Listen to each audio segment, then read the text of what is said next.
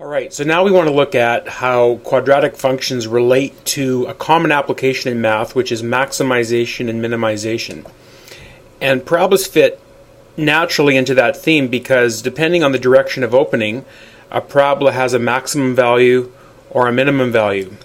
And a lot of the applications in the real world have to do with things like maximizing profit, minimizing cost, maximizing pleasure, minimizing pain.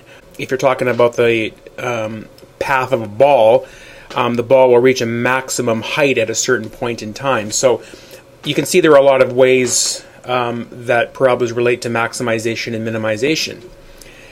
So here's a situation, and we're going to explore this problem in a number of different ways, starting with a table approach, numerical approach, to a graphical approach, and then finally to an algebraic approach. And hopefully in doing that you'll see how everything is connected through the idea of a quadratic function. Alright, so Kathy has some rabbits and she wants to enclose them in a rectangular pen area. So let's just look at some different dimensions that she could set up for this pen. Let's look at our width and length and what area that gives us. So to begin with, we could start with a very skinny pen that's very long. Could be 1 meter in width. So we've used 2 meters of fencing up. We have 26 meters left over. So if that was 13, that would give us a total perimeter use of fence of 28 meters. So we could have a 1 by 13 meter fence, which would give us an area of 13 meters squared. Alright, we could go to a 2 by, if we made that 12 and 12, that uses up 28. So we could have a 2 by 12 meter fence, which gives us almost double the space. The rabbits are much happier already. And we could continue doing this if we had a 3 by 11 meter fence in length and width. That would use up 28 meters. That gives us 33 meters squared. And so we can keep looking at constructing different pens of different area. That's going to keep this pattern going. You can see that a pattern is developing. 6 by 8, 48 meters squared.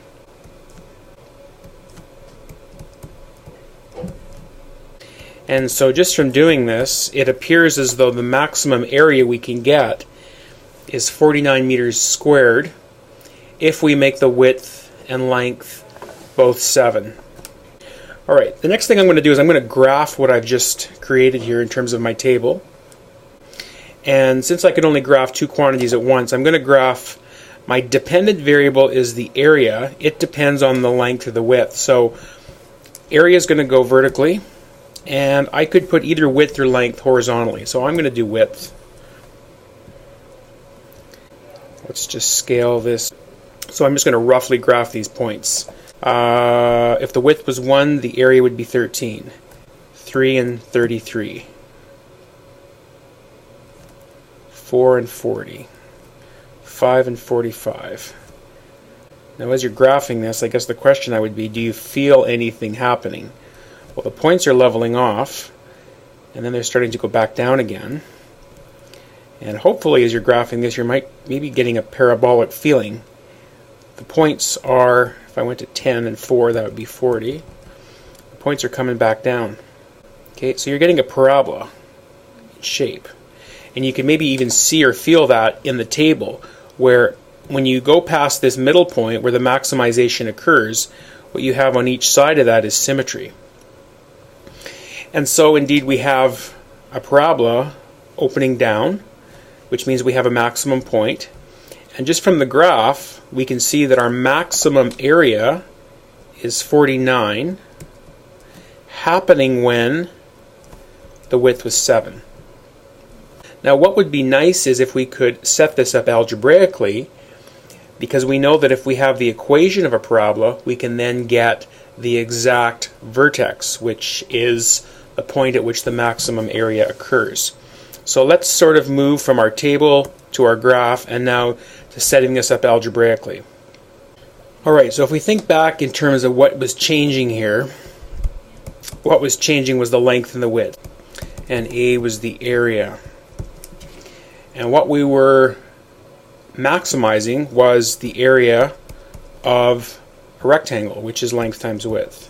Now, we have three variables involved here, but we only know how to work with two. Just like with the graph, we only know how to graph in two variables. So what I'm going to do is try to get a function here in terms of two variables, w and a.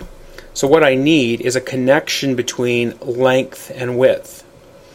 And since I was told that the perimeter was 28, I know that 2 lengths plus 2 widths is 28, which means a length plus a width is 14. And what I'm going to do here is isolate for L, 14 minus W, and replace this in for L. So that's going to give me area as a function of W is W times 14 minus W. Area is 14W minus W squared. And if you look at what you have here, you now have a quadratic function. You have a parabola opening down. In fact, you have the equation of this parabola that we drew up here from our table of values. So if we have the equation, we can then get the vertex without having to draw a picture or having to use a table. We can just get our equation set up algebraically and find the vertex. And the question is, how do I find the vertex? Well, what I could do is I could complete the square. I could get this into standard form. Right now it's in general form. We want to turn this into standard form. So we need to complete the square. So what I'm going to do is factor out the coefficient of the squared term, which is -1. And I'm going to use my approach for completing the square. I have to add and subtract something. I'm trying to create a perfect square here. And I know to get the magic number, I can take half of 14, which is 7, -7 squared, which is 49. So I add 49 and subtract 49. I then want to have the first three terms in brackets, the ones that will create a perfect trinomial square. This outer number, -49, is really -1 times -49, which becomes 49 on the outside. And so the area is negative W minus 7 squared. I've factored that as a perfect square plus 49. And so I have my parabola in standard form. I'm just using variables other than x and y to represent this practical situation. And we know that the vertex 7, 49. We know that this variable was w, and we know that this variable was a. And so we know that our maximum area is 49. The maximum area of the rectangular pen is 49 meters squared if W equals 7. But now we also want to know the length. But we can get the length in a couple ways. First of all, we could roll back here and realize that we had this relationship between L and W. So if W is 7, the length would be 7. Maximum area is 49 meters squared if the width is 7 meters and the length is 7 meters. Alright, so as you can see, there's lots involved with solving minimization, maximization problems with quadratic functions. And so I'm going to do one more example. We have two numbers whose sum is 20. And we want to find the numbers that have a sum of 20, but also the sum of their squares is a minimum. Now what I often find is the issue with people here is that understanding what this question is asking. So if you're struggling with that, a good way to start is always with the table. Okay, a table will give you an idea of what's going on, and then you can work towards the algebraic, which is really the point of this unit. Alright, so let's just take two numbers, x and y, that have a sum of 20. So we could have 0 and 20, could have 1 and 19, could have 2 and 18, and so on. Alright, so there's lots of numbers that have a sum of 20. In fact, there's ones with decimals, so an infinite number of possibilities. Now the next thing we want is we want the sum of their squares. So we want x squared plus y squared to be, which is their sum, equaling their sum. We want this to be as small as possible. That's what the word minimum is saying. So if I took these two numbers and I squared them and added them, In the case of 0 and 20, I get 400. In the case of 1 and 19, I would get 362. And in the case of 2 and 18, I get 328. So I can see that as the numbers are changing, the sum is getting smaller. The question is, what's the smallest sum I can get with two numbers? Alright, so I can continue on with the table to see how that looks and how that develops, but let's jump into the algebra.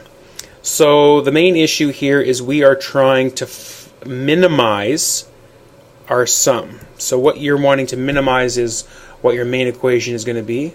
Minimizing sum, which is x squared plus y squared. The issue now is that we have three variables. We only know how to work with two. So you have to find a connection between x and y in order to change this equation into an equation involving two variables. Well, the connection is that we know that x plus y is 20. Alright, so let's isolate one of these variables. Let's isolate y. So we know that y is 20 minus x. And so what we want to do is then replace this into y. Now, if I'm doing everything right, what should result here is a quadratic function. We have squares involved, which is a good sign in terms of quadratics, but let's multiply this out and see if we can get the general form of this quadratic. So squaring that is 400 minus 40x plus x squared. So the sum is 2x squared minus 40x plus 400. If I were to graph this, my independent variable would be x, and my dependent variable would be s, and I would have a parabola that's opening up with a vertical intercept of 400, and the minimum sum, the lowest sum, will occur at the vertex. So I want to know the vertex. And to get the vertex, I can complete the square. Alright, so let's complete the square on this equation. We focus in on the first two terms. We pull out the 2.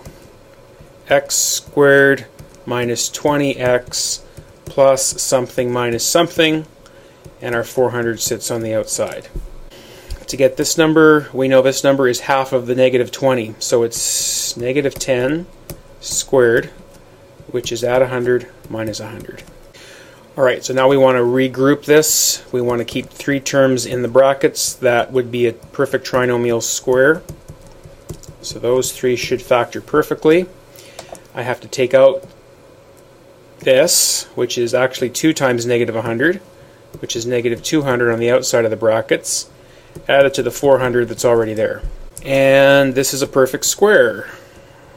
This is x minus 10 squared plus 200. And so the vertex of this parabola is 10, comma 200, which is this point back here on the graph. And what you need to be mindful of is what variables these represent. This is the x-coordinate, and this is the s-coordinate. This is the minimum sum. So what this is saying is the minimum sum of the squares you can get is 200. Let's roll back to our table for a second. Okay, if one of the numbers is 10, you say, well, what would the other number be? Well, if you look at the relationship between x and y, 20 minus 10 would make the other number 10. And 10 squared plus 10 squared would be 100 plus 100 is 200, which is matching up with the minimum sum that my equation is giving me. Alright, so we want to answer the question. X is 10. We figured out that y was 10 because we knew this. That's how we know that. And the vertex is giving us 200. So therefore, the two numbers with the minimum sum of squares will be 10 and 10.